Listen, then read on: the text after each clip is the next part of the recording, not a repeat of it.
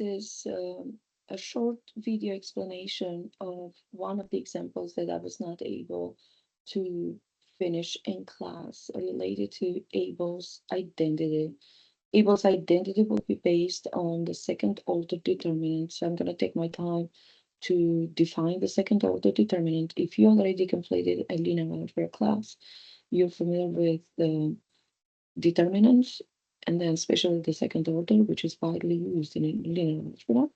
But if you never completed that class, I will take my time and then explain with just one additional example how to compute the second order determinant. Why we need the second order? Because the Abel's identity is based on the spatial second order determinant known as Wronskian. Wronskian will go over the pronunciation of the word Abel for the name of the mathematician who created the identity, and then pronunciation of and spelling of Wronskians for the name of the mathematician who determined and then collaborated with Abel to come up with this special identity that we use to solve differential equations. So let me go ahead and then share.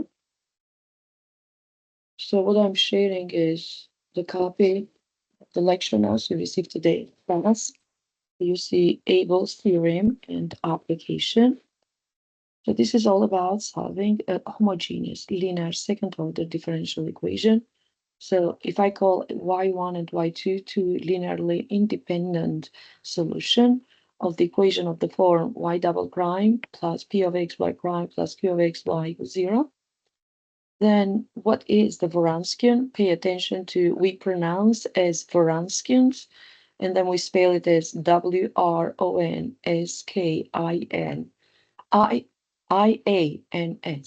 So pronounce as Wronskians. So the Wronskian, due to the name of the mathematician who created the special second order determinant, we define that as the W, uppercase W. And then we call this Wx to define the Wronskians. Now, when we write the second order, we use these two vertical bars. In the same way, we do the absolute value. And then at the very top, we have y1, y2. So that's the second order determinant. And then at the bottom, we have their corresponding derivatives. Now, the second order determinant is pretty much generated by the second order matrix. But for matrices, we use the square brackets as a notation to include the information. For the determinants, we use the vertical bars. Now, how the Wronskians is computed, we cross multiply. So it is the difference between the product of the means with the product of extremes. So the product of the means is y1 times the derivative y prime 2 minus the product of y2 times y prime 1. So let's look at the way we define the Wronskians. So you have the Wronskians defined, W of x. This is the second order determinant, and then the first product, y1 times y prime 2, the difference, minus, and then y2 times y prime 1. So we are going to practice with this. The other thing that I did is I included in my lecture notes the proof of the Abel's identity. And then for everyone that is interesting, you should be able to see where the formula that we use to solve differential equations comes from. Now, how the Wronskians is combined to create what is known as the Abel identity. So it is shown, as I said, the proof is in there. It is shown that according to the Abel's identity, the Wronskians, it's not only computed as a second order, but due to the differential equation solution, it's computed as W at x0, which is the initial value of W. You can call this a constant C for simplicity, multiplied by e to the power negative p, the negative integral of p of x dx. So this is more like the integrating factor for the second order differential equation. So you have a C in front of it that is the constant value determined by the initial value of the Wronskians times e to the power negative sign, the integral of p of x dx.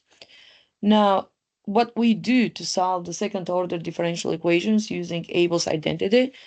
So we're going to find the Wronskians using the second order determinant, and then we are going to compute this this integrating factor and then set them equal. That's the whole idea behind it. So let me show you one example. By the way, this is all proof of Abel's identity for you to understand where this integrating factor comes from. So where's this w of x equals c times e to the power negative integral of p of x dx comes from? And then it is broken down nicely to allow you to understand step by step what is done to get to that conclusion.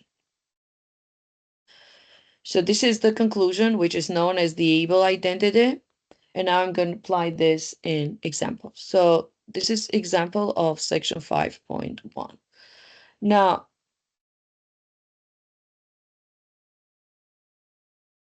we are going to look at just one of them. This is an entire question 3, where you have a variety of scenarios to compute the Wronskians as a good practice. I believe it's repeated all 6 times. In my lecture notes, you have all of them, but I'm only going over one. So compute the Wronskians for the set y1, y2 given as 1 and then e to the power x. So y1 is 1 and then y2 is e to the power x. So what is the Wronskians? Before I compute the Wronskians, that's what I normally do. If y1 is 1, I immediately get y1 prime. So I differentiate 1, so I get 0. If y2 is e to the power x, I immediately get y2 prime, which is also e to the power x. And then I plug them into the second order determinant. So the Wronskian's w of x is going to be equal to the second order determinant of first row is y1, y2. Second row is going to be y1 prime, y2 prime. And then this is equal to the product between y1, y2 prime, which in our case is 1 times e to the power x, minus the product y2 times y1 prime, which is e to the power x times 0. And then if we simplify, this is e to the power x. So that's pretty much what you do to find the determinant. As I said, you have like 6, 7 different cases of finding the determinant. As you compute the second order and you learn to compute the second order determinant,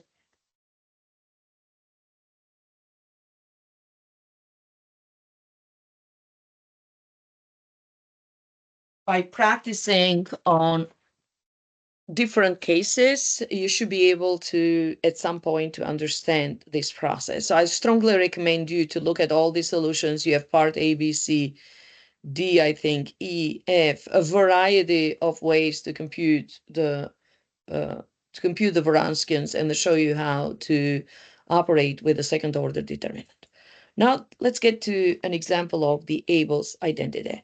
So find the general solution of the given equation, this given differential equation, by the way. Now, first thing that if you do like a simple observation, you understand why we use this Abel identity. In class, I was able to show you non-homogeneous cases and homogeneous cases, but what was interesting in both scenarios, the coefficients of the second order derivative, first order derivative, and y were all constant, so not functions of x. Now, what Abel's identity does allows us to solve, we start off with homogeneous cases, solve homogeneous cases where coefficients, now you see, are no longer constants. They depend on x. They are expressions of x. And that's what this equation is telling you. So this is homogeneous second order with coefficients that are not constant coefficient. So x is not a constant. 2x minus 1 is another coefficient that is not a constant, and then x plus 1 is a coefficient that is not a constant. So what we do normally in this particular case, this is what we do in this particular case. We're going to start off by writing the equation in the form where yw prime coefficient is equals to 1. So we're going to make the coefficient of yw prime equals to 1. To make the coefficient of y double prime equals to 1, we are going to divide both sides of this equation by x. So how do I divide? Simply division by x, because x is the current coefficient of y w prime. And that's what I did in the first step. So everything is divided by x. My goal is to get a constant coefficient equals to 1 in front of y double prime. So in other words, you write this in the form of y double prime plus p of x y prime plus q of x y equals to 0. And that's what I accomplished. Now, the other thing that is given, one of the solution in this case is given. Solution y1 is given as e to the power x. So our goal is to find the second linearly independent solution y2 using Abel's identity. Now, as we go through this, I'm going to write the Abel's identity. Remember, is the Wronskian's w of x equals the initial value of the Wronskians, which is w of x0. I'm going to substitute it by c, that's a constant, multiplied by e to the power, the negative integral of p of x dx. I know that the Wronskians is also w of x given as the second order determinant, which is the second order determinant of the solutions y1, y2, y prime 1, y2 prime. And then this is how you expand it as the difference of these two products. So I'm going to set them equals to one another. And now I try to get information from my equation. So the first thing first, I'm going to identify p of x and then go over this integral of p of x and then find the integrating factor, which is e to the power negative integral of p of x dx. Now, once I convert it into the standard form, I identify p of x to be 2x minus 1 over x, which I can break it down into 2x over x minus 1 over x, which is 2 minus 1 over x after getting rid of x, and then I integrate p of x. So after integrating p of x, I split it up into the integral of 2 dx minus the integral of 1 over x dx. So that's 2 integrating dx minus the integral of dx over x. The integral of dx is x, so I get 2x minus the natural log of x. So e to the power negative sine integral of p of x dx becomes e to the power negative sine 2x minus the natural log of x. I distribute the negative sign, so that's negative 2, I forgot the 2 in there, of x, negative 2x plus the natural log, because the minus in front of ln with a minus outside becomes a plus. I can write this as ln of x minus plus negative 2x, which eventually it's going to generate an x because e and ln cancel each other out, and then e to the power negative 2x. I treat this as the sum of these two. So e to the power negative integral of p of x dx is indeed x e to the power negative 2x. And then I start with what is given. y1 is given, which is e to the power x. That allows me to get y1 prime, which is e to the power x. And then y2 and y2 prime are not given, so I'm going to substitute them as y2, y2 prime. My goal is to find. And then substitute into w of x. So now I'm merging these two pieces into what is known as the Abel's identity. So on one side, w of x is the second order determinant defined by this form, where these are the products y1 times y2 prime minus y2 times y1 prime. Y1 is e to the power x, y2 prime stays as it is, minus y2 stays as it is, times e to the power x. I factor out e to the power x, and then I get y2 prime minus y2. So at this point, you're probably understanding where am I heading to. And then on the other hand, w of x is e to the power x, y2 prime minus y2. Where this comes from, this is all from the second order determinant. Now let's look at the other part using the integrating factor. Using the integrating factor and then using this result through the second order determinant, I can take e to the power x times y2 prime minus y2 and set it equals to the Abel's identity, which is w of x0. I'm going to eventually replace it by c, x e to the power negative 2x. Thanks God I have a negative 2x in the next step. So now I'm going to divide both sides by e to the power x. And then knowing that e to the power negative 2x over e to the power x is e to the power negative 3x. And then by all this process using Abel's identity, I was able to lower or reduce the order of the equation. So now this is a linear first order. You see the presence of y2 because I'm solving this for y2. I already know y1. I need to get y2. So how do I solve this? Again, using the integrating factor of the first order linear differential equation. The coefficient in front of y2 is -1. That's going to be the p of x for this linear first order. And then I'm going to, so you see the Abel's identity, reduce the order, and the new equation is created, which we are solving by using the integrating factor mu of x, which is e to the power integral of p of x dx. P of x is -1. So I'm going to get this mu of x, which is e to the power -x, and then multiply the entire equation number 2 by the integrating factor, which I did it in this step. And then, of course, cx e to the power -3x times e to the power -x. We know that the left-hand side is the expansion of the product rule between the integrating factor and the y. And then on the other side, after adding all e to the power -3x and e to the power -x, we get e to the power -4x. So I'm going to go ahead and then integrate. I know c is out. The d over dx will be eliminated. So therefore, now this comes down into integrating x e to the power -4x dx. This is integrated by parts. If you argue and say, okay, how come you're not doing this with a substitution? I cannot. This should have been a case of substitution if the exponent is of the second degree, which is not. So I'm going to set u to be x. So therefore, du dx is 1, is the derivative of x1. So that makes du the same as dx. And then I'm going to set e to the power -4x dx to be integrated by substitution. So that's why I introduce the w. And then dw is -4 dx, which is dx is -1/4 dw. And then if I integrate this e to the power -4x dx by substitution, I get -1/4 e to the power -4x. And now I'm going to apply integration by parts.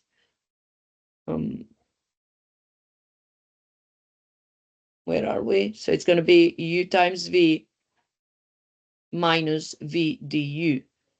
So let's see if I applied this correctly, or I totally forgot to apply it. I hope I did not mess up. So this is c. Yeah, I think. Yeah, right there I did not apply the integration by parts. So I have to make a correction on this. And then you have to make a correction on the lecture notes as well. So this is only integrating the second part, not everything. So now I have to apply this integration by parts. This is what I was trying to do. I was trying to integrate this piece. I don't know why. This is when you're rushing. I was typing this in right before I got to class, so I was rushing into it. So this is u times v. My function u is x, and then my function v is this one right there.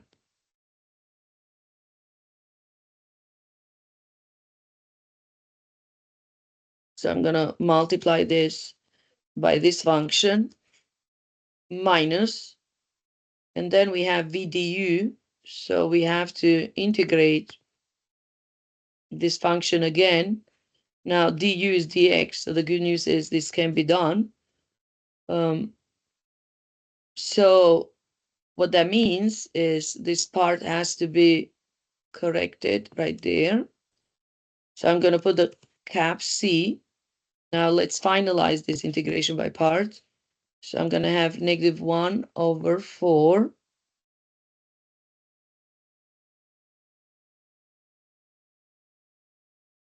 e to the power -4x. I'm correcting it as I'm showing this in this video recording. And then, of course, the variable x right there. So this is u times v. And then the minus and the minus becomes a plus. So I have another 1/4. But this will be multiplied now by the integral of e to the power. I'm going to write that down and then integrate it again. We already did this, but I'm going to take my time to show you. There you go. So now we can get into the next step. That's what we are trying to integrate. So altogether, this is going to be this part right there.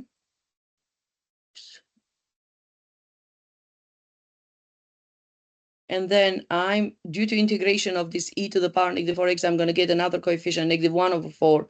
If I multiply it by +1/4, that's going to be -1/16, the multiplication of both of them.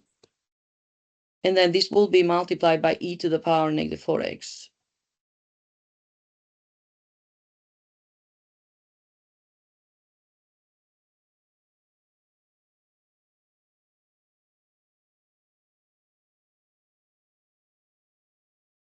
And then eventually I'm going to factor out e to the power -4x and then write everything else as it is inside. So what am I writing inside? What I'm writing inside is this coefficient. So -1/16.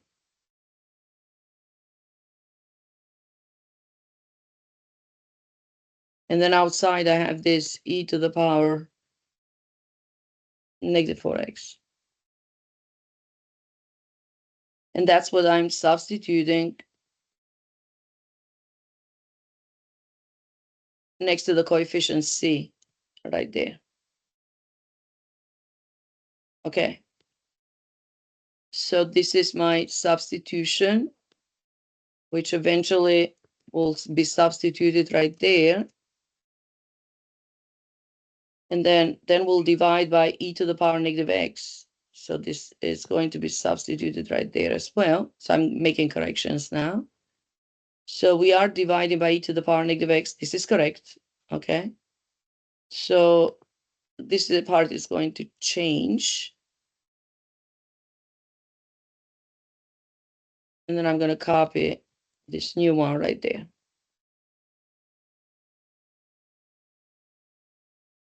And that's going to be pretty much what we are generating with this particular solution.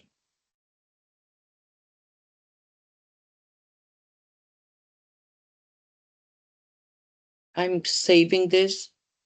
And then the one that I corrected, I'm going to post it in Brightspace so you can have the correct version of it.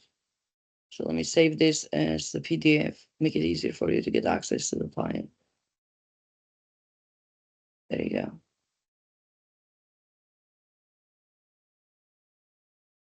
And then this is where I'm going to stop sharing. Thank you, Vol. And then let me know if you have any questions. Bye-bye.